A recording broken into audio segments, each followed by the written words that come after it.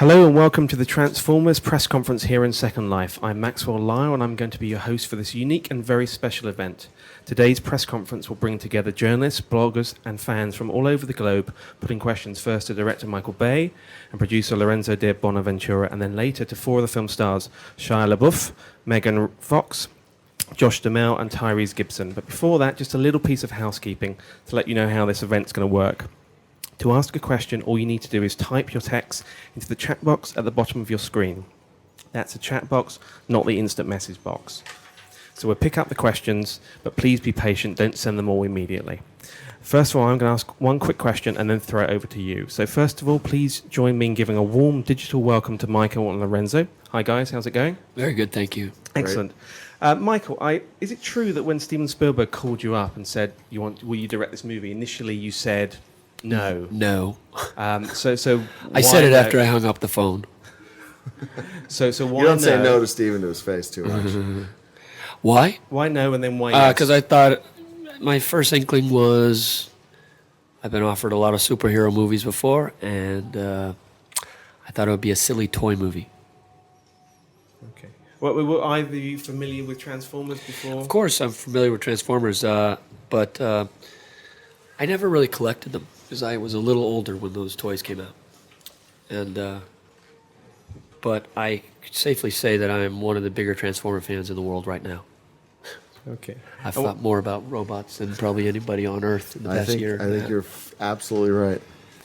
And the pair of you went to the Transformers school at Hasbro, that's correct. Can you just tell us a little bit about what that entails, please? Well, what's so much fun about that is that you have people that have lived with it since its very inception. And so they have a database in a way, an internal database that's better than anything you can. So Michael and I were lucky enough to go to Pawtucket, Rhode Island, which is where Hasbro's headquarters are. And they could give us not only a visual sense of what every toy line looked like and what all the different generations are, but we had a resource of people there. And that was I think, in many ways, I don't know, Michael, if you felt that way, but I felt that was the best thing, is because they were able to communicate their passion. I was just fascinated with they had an actual professional Hasbro toy folder upper. Yeah, I know, it was great. You know, a lot of adults can't put them back together, so they had a guy there who come to every meeting with us. That's his job. And that was his job, you know, because those of us who couldn't put them back together again, you just hand them over to him. Oh, if he's happy in his job, who's to say? He is. First question from Sneak Kid. This is to the pair of you. The Sun today reported that a 2-mile-wide UFO was spotted flying over the English Channel by an airline pilot and his passengers. Do either of you believe we have been visited by ETs? I have no idea if we've been visited or not. I've never seen any evidence of it. Until I do, I don't think I'm going to believe in it. I keep an open mind to that stuff. You know, when I did Armageddon, I worked with these people from NASA. I mean, these are just pure-out physicists. They absolutely believe there is life on other planets. They don't know if we've been visited, but they believe that there's life on other planets. Okay. Do either of you? I know there's life on other planets, but I'm not going to say that. Yeah, I believe that. I don't know. I know I'm it. just kidding. A question from Maps Boa. What would you say were the hardest scenes you had to film and why in Transformers? I think the end action scene, because it was so complex. And remember, you're shooting stuff that's not always there, so you have to keep the entire thing in your head. What's great about watching Michael work, though, is that the ability to do this gigantic scale and yet keep the human story alive. It's really exciting. And so, you know, as somebody just sitting there watching in awe at what he can do, that scene represents a real accomplishment. So, I mean, I was watching it last night. It was just mind blown by how fantastic it is, and the effects are the best I've ever seen CGI effects in a movie. How long did that final mission city sequence take to film then? I'd say about 2.5, 3 weeks. That's pretty fast, though. Okay. A question from Nobody could do it that fast but him. A question from Tara Gaia. What can you tell us about the special effects and overall look of the film in comparison to what people know about Transformers? Well, they're going to see robots that, you know, I got a lot of flack from fans on the net saying that why didn't you just take the cartoon characters and make them full CGI? And I equate it to the Marshmallow Man in Ghostbusters. It would just it wouldn't hold up on a big 40-foot screen. So, we reconceived all the robots. We've added new ones. We've kept a lot of the iconic things with Optimus. I mean, it's Optimus Prime. It's just that he looks a little bit different. And I mean, the effects, the CGI is completely cutting edge. Like 2 years ago, you probably couldn't have. No, we couldn't have done this 2 years ago. And I always opt for very, very real effects. In terms of making sure the light quality looks real. That's where you can tell when an effect looks like an effect. Question from Zig Dryson for you, Michael. How do you make the movie work so it's not just kind of big robots fighting each other?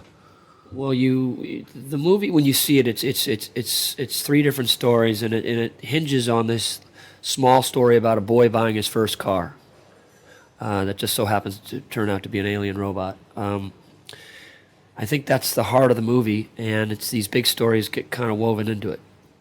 Okay. What was your first car and what was yours, Lorenzo? Michael, what was your first car? My first car, let's see, what was my first Mine's car? a Plymouth Sport Fury, 1966, puke green. We called it the Bay Boat because it was so long. Mine was a 76 Volvo. Okay. Which Transformer, this is from SL Joe Bailey, which Transformer do you each have on your desk? And I might as well say, which is your favourite Transformer and why? I think we all have a lot of them now, don't you, Michael? Yeah, we've got everyone from Hasbro. But Hasbro, I actually have a Transformer of myself. Hasbro actually made it. They sculpted my head and put it on a Transformer robot. Yes, quite interesting. And you know what? We're lucky. We've got a lot of them. So I don't think there's just one. I think in the movie, an unexpected one is Frenzy. I like Frenzy. There's a new Bumblebee toy coming out later. I think it's several months later. It's fully detailed like the movie. It's awesome looking. Okay. There's a question from not Dame Judi Dench. Can you talk about the casting of the human characters and what you were looking for? Well, I oftentimes, we first started with Sam Witwicky, and that was Shia LaBeouf. We looked around from England to Australia to Canada, all over America, and Shia LaBeouf he's like a young Tom Hanks. He's really accessible. He's funny, witty. I liked him because he had a great improv skill. Megan's new. Racheal Taylor is new. I think they add some. I mean, Megan adds a great, very fresh quality, Yeah. and it was a nice balance we put together of really established pros and newcomers. So it gave, I think, an energy to it. I mean, you get these great actors, Michael, cast people in unexpected ways too. Mm. I mean, you spend a lot of time dealing with the characters before you get to the kind of the robots fighting each other. So that's good. You've compared in some of your interviews, Michael, the Transformers to kind of samurai warriors or ninjas. Can you talk a bit about why you think that or make that comparison? Well, because I didn't want them to walk like lugheads. I wanted them to move in a very fast, quick way. And so we studied, kung fu movies and, different kind of ninja moves. And that's how we mapped and animated our robots. Did you do the similar thing to what Ang Lee did with the Hulk? He kind of acted out all the movement of the Hulk. Well, we didn't per se attach motion capture stuff. We actually videotaped different types of fighters, and we put them into different types of the different moves that the robots are doing. Okay. I mean, the movie ends with the kind of the promise of a sequel, and I for one would like to see a sequel. Have you started thinking about it? I was just trying to finish the first one. It's a bit of a superstition also not to do it. I mean, it's gratifying for us that everybody's talking about, come on, make another one already, and we're waiting for the opening. I mean, it's a pretty Herculean task for a director to go through this, and once July 2nd rolls around for us, that's the time to start talking about it. Okay, but if it's a hit, which we think it will be, would you do another one, Michael? I mean, I've got to relax after this one. I finished it about 2 weeks ago. Rest. A question from Zig for you, Michael. Out of all your movies, which is the action sequence you're most proud of? Wow. I mean, I'm proud of a lot of stuff in this movie. I've done a lot of action. I think on this movie, there's a lot of new and different that you haven't seen before. And it's always about trying to do something new and different. Okay. I mean, which sequence in this film is a standout, would you say? Well, these sequences, like the end sequence is 30 minutes long. So it's kind of, there's a highway chase. It's pretty awesome. But there's so many highlights. I mean, the plane chase in the sky. I mean, you got to come in all different ways. There's a question here from SL Joe Bailey. What would you say to my wife when I suggest we go and see Transformers and she suggests some chick flick? Well, here's the thing. And this is, I'm most surprised about this. We just showed it in Italy last night. 50-year-old woman, 45-year-old woman, 35-year-old woman. They said, I didn't want to see this movie. I loved it. So we're getting a lot of that. I'm actually not as, one of the things that in the development of the movie and then the execution was the amount of heart and humor was important to everybody. And Michael pushed that really hard. And I think that's why everybody's going to have some kind of emotional connection. Okay. I think Michael has to leave us right now, but we've still got Lorenzo. I got some more questions. Oh, okay. There was a question here. Let me see. How much of the film did you have to cut down to get an acceptable kind of running time? Or the fact you're dealing with CGI, did you not really? Well, yeah, CGI is expensive, and I had to keep it to about 450 shots. My movies are generally pretty long. I think the first cut was 250, but that was everything in it. And then you take about 5 minutes a week out. And then we got it down to about 212. Which I think is a good time. So is there deleted scenes that are going to be on the DVD?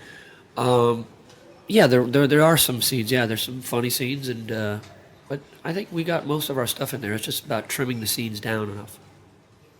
One thing that the fans are going to want to know is how did you decide which Transformers to put in this film? Because obviously there's 20-odd years of mythology that you could choose from. Well, this is how hard it was, I must tell you. The writers... they grew up with Transformers, and they picked some of them, but it came to a point when Hasbro said, we have to start making the toys. And I'm like, but we don't have a script yet. Well, we have to make the toys in China. And I'm like, so Ian Bryce, who's a physical producer, he says, what kind of vehicles do you want? I don't know, Ian, maybe a tank. Okay, let's have a tank. We saw this Minesweeper. And I'm like, okay, let's try to get that car. That's how it came about. It was literally we're forcing to make a decision without a script. So it took longer to make the toys than it did to than the movies. Yeah, they got to start actually manufacturing molds and whatnot before. It's crazy. One question from Kima Sands. What's your motivation for being here in Second Life? What's your take on this digital world? And what do you think of your avatar, the pair of you? I think he's funny looking, if you ask me. I think we can have a lot more. Is that me breakdancing? I don't think so. I think that's an unwanted guest. I think we can have a little more fun with it.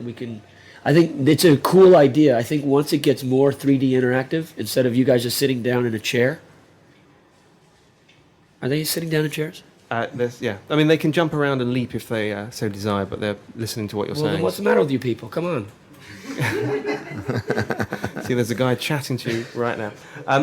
Just in terms of the Blunty 3000 says, what was the hardest scene to cut out? The what? The hardest scene to cut out. I don't think we had to make that. There's decision. John Turturro had some funny lines. That speech but no whole scenes that really came out. No whole scenes. No. There's a question from Sapo Men Sands. With new technology, do you think that special effects will be able to replace actors and actresses? I mean, would you like to do a whole kind of Beowulf, Polar Express kind of movie? No, that's. I know some directors. That's all they want to do. Not me. I would shoot myself if I got stuck in one of those stages which just blew around. I think also we want to believe as an audience member, you want to have a sense of that it's a real person out there, and that you can idolize them or want to be like them or emotionally connect to them. And if they're fake, I think there's a real block to that. Okay. When you first took on the movie, there was some online criticism. Did you take that stuff on board? I mean, how did you deal with the hardcore fans, and did any of them? I actually I printed them out and I pasted them above my bed and I looked at them every night. Especially the one that says "Death to you, Michael Bay." You wrecked my childhood, Michael Bay. You know what? It's a difficult question because it's dangerous to be responsive too early in the process. And one of the things Michael did so well was own what he was doing before you start paying attention to what other people think you should do. 'Cause that's really dangerous. You're going to end up with a movie that doesn't make any sense. You want a director that has as strong a point of view and who can really understand what they're trying to accomplish, and and then you can pay attention to some of the feedback. And I mean, what feedback did you take and put into the movie, for example? Was there anything? There's some stuff. I mean, I got a lot of flack with Optimus with the flames, but Optimus was still going to have flames. And when you see the movie, they look pretty cool. So, there are things about Megatron's face. We adjusted some of that. I listened to him on a bunch of things. There were so many things. I'm forgetting some of them, but. I mean, look, the key is that you want to do what everybody feels is right by the characters, and you want to evolve it forward. So you're always going to have feedback that, wait a second, what about? But if you give someone the same experience they had before, it's not fresh, it's not original, and I think Michael brought a lot to that. I mean, clearly the best way to silence the critics is to produce a really good movie, and that's clearly what you've done. Thankfully, the hardcore fans have come to us, and they have clearly been very excited. Okay. Well, listen, good luck with the opening of the movie. It's July 4 in America and then international after that. Actually, it's July 2nd in America. July 2nd? Yeah, well, the fans keep wanting it earlier, so we're moving it up for them. See, you listen to the fans. Yes, we did. Well, listen, thank you very much, Michael Bay and Lorenzo. Thank you. And we will be back in Second Life with the cast of the movie in a short while, so please stick with us. Just make sure my avatar, next time I do this, can breakdance, please. Duly noted.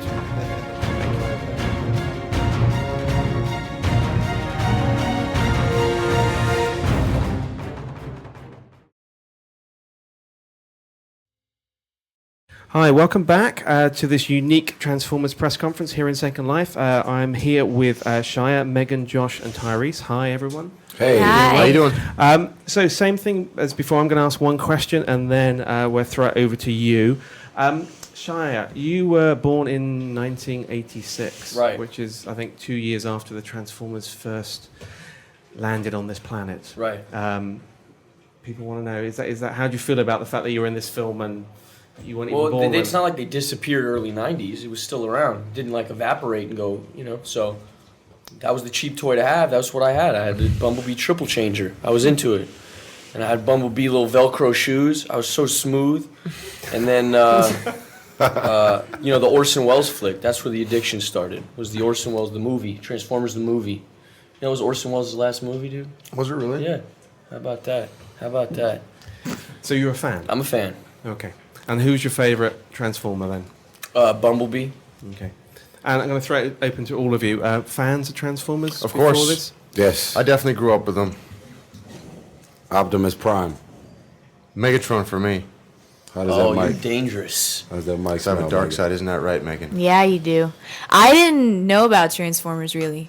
I was born the year the movie came out. I wasn't really around it that much. Not because it was a boys' cartoon or whatever, but I just wasn't exposed to it. I was exposed to Ninja Turtles. She's looking forward to the My Little Pony Mm-hmm. movie. Megan. No, fuck that. Care Bear. Can I curse? No. Well, you have already, so... I have. So, This microphone, does your microphone smell like bacon? Because No. mine does smell it.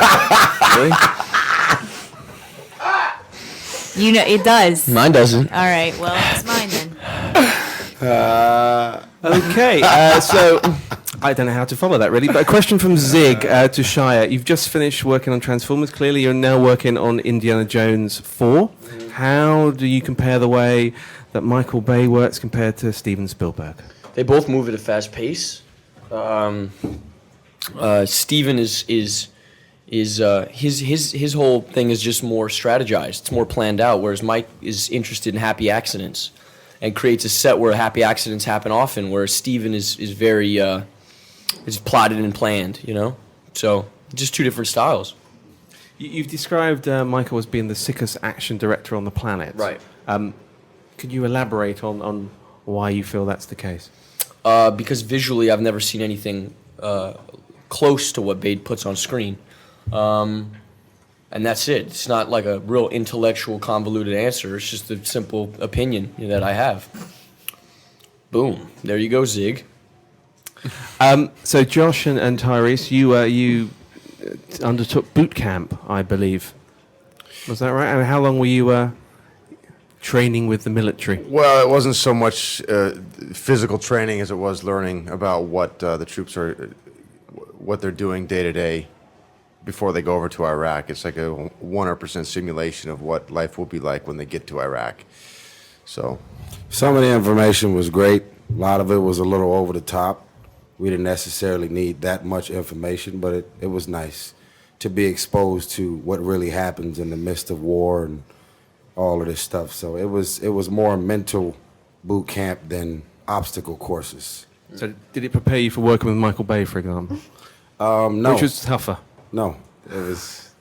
You know what, though? Listen, at the end of the day, man, when you have 750 people on the set of a film, Yep. and you got one man that's the captain of the ship, you know, if he's lackadaisical and just chilling and he's Mr. Humility, then nothing is going to get done. So for me, you hear all these things before you work with Michael Bay, and then once you get to the set, you respect his process. So it worked out.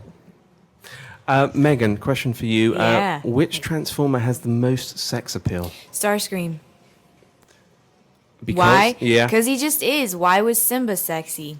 He just was. Maybe it was because Jonathan Taylor Thomas was the voice. I can't tell you. It's just something that I feel. And you're welcome to your opinion. A question to Shia from Sneak Kid.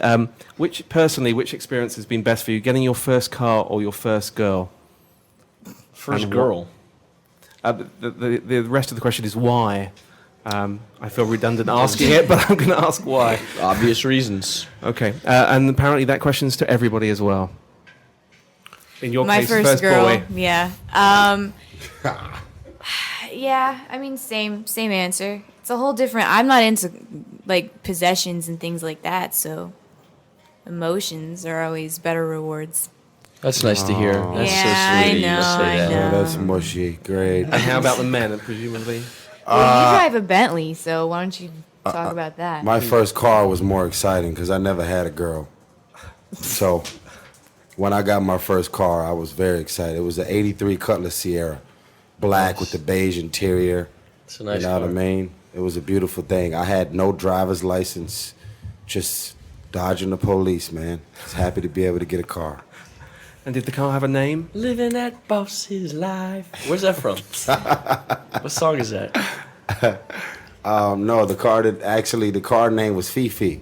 Fifi. Yeah. Okay. Great. There's a question from Torn Philbin to Josh. What was the most dangerous thing you did for the movie? Well, they only let you do so many things, but I guess probably the motorcycle. Stunt, being dragged on the back. That obviously wasn't me on the motorcycle, but Oh, you shouldn't tell him. yeah, well, they probably. It was don't. Josh. I mean, that was me. Yes. Sliding on the motorcycle was definitely the most dangerous, but I guess probably that whole sequence, being dragged behind on the little metal sheet and pretending to shoot up at the giant robot, was probably the most dangerous. And a lot of close bombs, like a lot of like explosions and stuff like that. The whole thing was pretty. Is all kind of a blur. How about the other three of you? Because obviously it's a very physical film, and your characters go through the The mill. biggest challenge for me was trying to remember all that difficult dialogue that I had while all of these bombs and cars and tanks and helicopters was being blown up. That's what I mean by a blur. It's just like So, you got to run up the street. He's telling you that where you're running is all mapped out and queued out. And then when you get to the end of the street, you have dialogue for a close-up. And, you just don't want to be the one to mess anything like that up. But you were a fan of everything that you just seen. So just kind of raises the stakes. A question to Megan and Shia. I mean, clearly you do a lot of the movie acting opposite robots who aren't there when you're filming. Just talk about that kind of process and how difficult it is, and then what's there at in front of you. I mean, it's not the Elephant Man, It's not like It's not that. It's just cops and robbers with bigger bang, you know, and Michael Bay. You feel insane doing it at first, but then you kind of get used to it. And to give you a visual, the robots are always represented by window washing poles, and they're the appropriate height depending on which character you're addressing and interacting with. And Michael would also show us these things called animatics or previses before, which was a raw form of the animation that was going to be frame by frame, shot by shot in the film. So you have a visual, you can see it. It's not, you don't have to completely imagine it and make it up. A question from Blunty 3000 to Shia. Clearly this movie will be huge and a sequel clearly will be on the way. How eager are you to reprise your role? And to everybody, because you all survived this film, so clearly you can be in the sequel. I mean, if Bay's on it, I'm in. It's got to be Bay or the movie doesn't work. So it's up to him. Whenever he's ready to go, I think we're all ready to go. Is that true for everybody? Yeah. Yeah, Yes. I'm definitely on if they ask me back. I haven't heard anything, but Me neither. You definitely can't go wrong with, Steven Spielberg being the director either. It's a hell of a cushion. But Michael Bay, I think the style that he brought to this film, you wouldn't want to see it done any other way. So Well, there's a question here from Ewin that basically wants to know what is it you like best about Michael's directing style. So I'll throw that open to I liked everyone. my favorite part was after work. We cuddle and talk about feelings. And, we didn't have those perks. Yeah, it was in his he contract. the softer side of Michael. Chili's was our favorite. Oh, my God. We had Chili's. great Elaborate. times at Chili's. The speed is nice, you know. You don't spend too much time on stuff you don't need to spend too much time on. He gets it done. He gets what he needs. He knows what he needs. 30, 40 shots a day. Mm-hmm. Easy. Other sets, you'll do 500 takes of one scene, and he still don't end up using the best scene that he shot in the movie. He just gets it done. 15 cameras rolling at one time. Put your A game on. Let's go. I mean, he was saying earlier that the end sequence, he shot that in 2.5 weeks, all that stuff in Mission City. Sounds quite 2.5 astonishing. weeks? That's what he said. All of the stuff in the White Sands was shot in 2 weeks. Alamogordo, New Mexico. A question from Kino Mozog. Any injuries to boast about? That's to anyone. I cut my pinky on a You too? on a piece of cork that was used as a piece of shrapnel. That He was had about on it. open toe shoes, so it's kind of easy. His toe pinky was kind of hanging off his sandal. Was it your left or your right pinky? Let's be specific. My Peter. left, thank God, because I'm right-handed. Otherwise, I might have had to sit it out for a couple of days. Yeah. This is a question from Sapo Man Sands to everybody. Which is your kind of favourite character? No, we've asked that one already, haven't we? Megan, Yeah. another question from Sapo. Do you really know how to fix an engine? Are you No. a grease monkey? No. I can show you where a manifold is, and I can tell Bet you you what its can. function is. What? And that's about it. I'm a tomboy, but I'm not good with mechanics. Is he willing to teach me? I'll learn. Ooh. You're getting good at this. You're getting really good at this. I love that scene. Great. I love that scene when she's looking under the hood and he's like, Is it true that you spent a day filming a kissing scene that didn't Yeah. appear in the movie? Yeah, Shia. Hell yeah, we whose did. fault was that? I don't know. I don't know why it didn't wind up. I guess I didn't bring my A game. And where did that appear? Was that for the end, or was it? Yeah, early? it was for the end. There's this little bit where we go back to high school, and there's a thing with the ex-boyfriend, and it was very romantic. It was a sunset. It was one of those Michael Bay circular 360 shots, and it took an hour. I don't care. I was loving it. It was the best day of set. That was the set life. That was the life. It was a good day. It was fun. So you enjoyed it? I enjoyed it. Okay. I enjoyed it. Just a little bit. Just a tad, just a bit. I think Bay was just helping me out. I don't think that was ever in the script. I had just been asking for a couple months now, and then he just let it happen. We're here in this sort of virtual world, Second Life. The question is from Ewan Balau. What do you think about Second Life? Have you sort of dabbled in it before? Or is it your first experience of it? What's your take on this virtual I'd never world? even heard of this before. I think it's really cool, though. Yeah, I don't know. I like know your what it top, Megan. is that me? Uh-huh. Yeah. You little Wow, I have vixen. gigantic tits. I know. Moving on, Suki Payne asked everyone, have you ever dreamt of directing a movie yourself, and what kind of movie would you like to direct? I have not. No. No, me either. I thought you made it short, Shia. Yeah, but I don't have dreams of like directing in the future. You don't? No, I'm actor for hire, man. Gun for hire. I'd like to at some point, maybe. I want I got to to. get my DGA card first, though. I want to do It's a big something. commitment, man. I know it is. Yeah. I have a 4-month attention span. You're talking about years. Mm-hmm. I don't know if I'm that dedicated. A question from Sandro to everybody. Is there a dream director you'd all like to work with? For me, it'd be either Spielberg or Tarantino. I feel like I Mike work with Nichols. Spielberg indirectly. He wasn't on the set every day, but my dream, honestly, was always to do a film with Michael Bay as well as Spielberg. So to get both being a part of this film was kind of very special. Megan? I want to be in a Michael Jackson video. Okay. An interesting choice. Yeah. And do you want to share who you'd like to, Shia, who you'd like to be directed by? Yeah. His name's Bill Romanek. He directed Blue Crush. Oh, okay. There's lots of 80s characters and series coming back. That was John Stockwell. I just made that romantic name up because I didn't know who directed Blue Crush, but you did, and that's weird. that's weird. Because you were All in right. Paradise Lost, Touristas, weren't you? Directed by John Stockwell.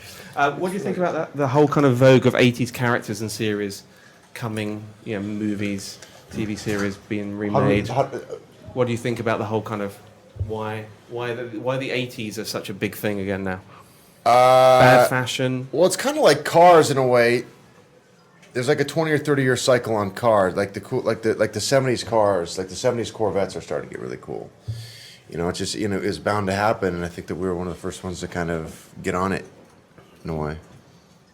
There's a lot of other things that could be remade too from the 80s, believe it or not. Like? Care Bears, That'd be hot. Thundercats, He-Man. My Little Thundercats would Pony. be the shit. Strawberry Thundercats. Shortcake. They're doing Thundercats, aren't they, as an Smurfs. animated movie. Well, I mean, like as a live action. Smurfs. That'd be bad. Smurfs, so that would be Because good. you could make it like kind of fucking true. Yeah. Weird. Yeah. Plans for the future.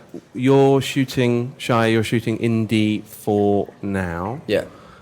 Care to divulge anything at all about that film? Because I don't. No? Nope. Who you play? Can't do it. The ending? No, sir. No. The ending. I had to ask. Let's go. What are you doing next, Megan? I'm doing a film right now that's here in London with Simon Pegg and Kirsten Dunst. It's based on a book. It's a true story about a journalist. It's called How to Lose Friends and Alienate People. How's Kirsten? She was really sweet. Yeah. Yeah, she's a good girl. And how's Simon? He's amazing. He's really funny. He's not you, Shia, but Tell me, Megan, how was it working with Josh in this movie? Josh Duhamel. Yeah. You have beautiful eyebrows. And Thank I've been you. really obsessed with them the I whole had time we to- oh, were really? sitting here. Yeah. Wow, that's nice of you. I appreciate that. Anyway, and nice hair. I'll just throw that in. And Tyrese, what's your plans? Seems that you have careers in many areas. It's a few things coming up. I'm about to do a tour in December with this new R&B group that I just signed up for. It's called TGT. It's What's that? Tyrese, Genuine, and Tank.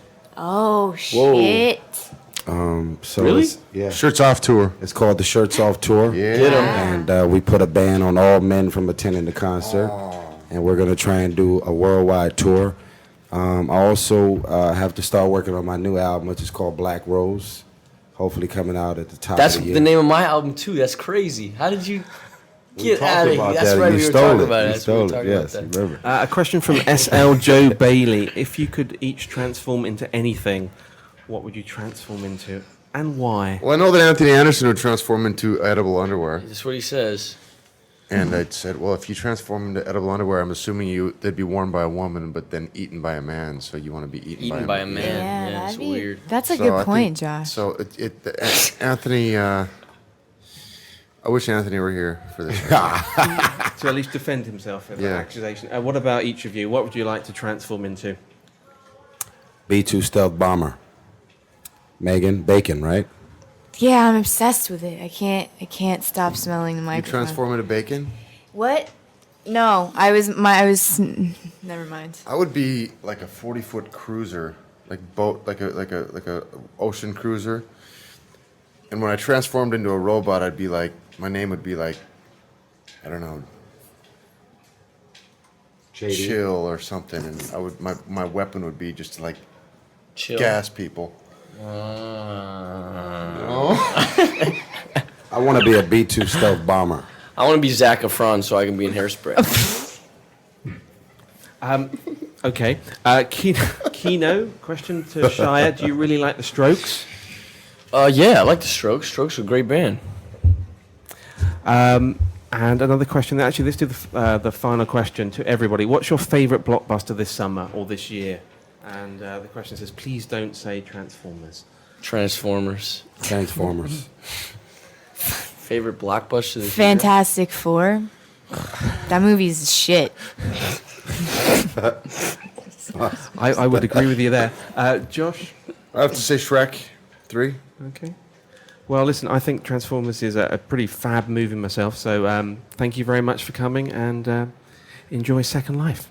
Thanks, All man. right, thank you.